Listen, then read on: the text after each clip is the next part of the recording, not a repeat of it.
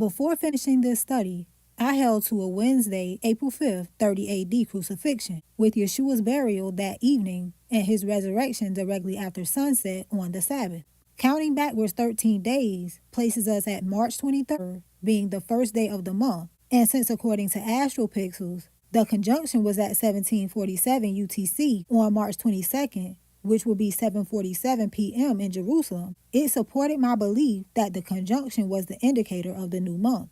He would have been in the grave on Thursday, Friday, and Saturday, 3 days, and Wednesday night, Thursday night, and Friday night, 3 nights, which perfectly aligned with my belief that the sign of Jonah was Yeshua being in the grave for 3 full days and 3 full nights. In my view, he rose just after the Sabbath, probably passed the night spending some much anticipated quality time with his father, and was long gone when the women got to the tomb before sunrise on Sunday, so everything synced, except one important detail didn't fit. But I figured I will be able to reconcile it later. Let me show you why I was wrong. The Passover is a Thanksgiving offering, so it is eaten the first day only, meaning the same day it is offered, and the remainder must be burnt before morning. This pertains to Yeshua's death and burial. Then we have the vow or voluntary component. This offering is eaten the first and second day, and if anything remains, it is burnt the third day. If it is eaten at all the third day, it is an abomination and will not be accepted. This pertains to Yeshua's resurrection. So Yeshua can be in the grave no part of the third day, meaning either the 3 days and 3 nights in the grave is not the sign of Jonah, or Yeshua is not the Passover. Then we have John's account.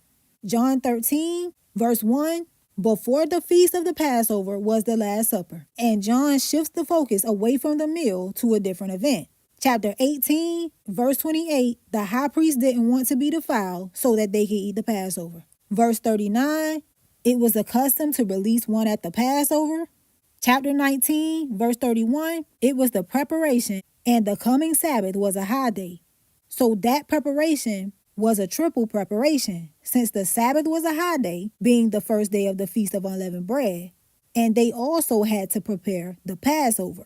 Then in verse 42, they laid Yeshua in a new sepulchre because of the Jews' preparation day, because the sepulchre was nigh at hand. Chapter 20, one of the weeks while it was dark, they came to the tomb. This eliminates the possibility that Yeshua was in the grave any part of the third day, which would be Sunday after sunrise. He rose before dawn at the latest, after resting the Sabbath, according to the commandment. Verse 19, he appeared to the disciples the same day, one of the weeks. So John is clear that Yeshua was crucified on Friday the 14th and was already risen and gone before Sunday the 16th, and he is fully synchronized to Scripture. This is one of several reasons I am admittedly heavily biased towards John's writings. Despite the discrepancies between John and the others about Yeshua being crucified on Passover, all agree he was raised by the third day, which means he was in the grave for 36 hours tops and dead for less than 48. So the sequence of events is the Last Supper on Thursday night before Yeshua is taken, the trial and crucifixion on Friday, Yeshua's death promptly at 3 p.m. when the Passover was slain, his burial after even was come, meaning the sun had already set, but it was not completely dark, the first day of Hag Matzot on Shabbat, and Yeshua rising sometime before the women arrived at the empty tomb, before sunrise on Sunday. This is consistent with Yeshua being offered the first day and deemed acceptable the third day. So now that we have all the facts, I have to date the Passover 2 days later to Friday, April 7th.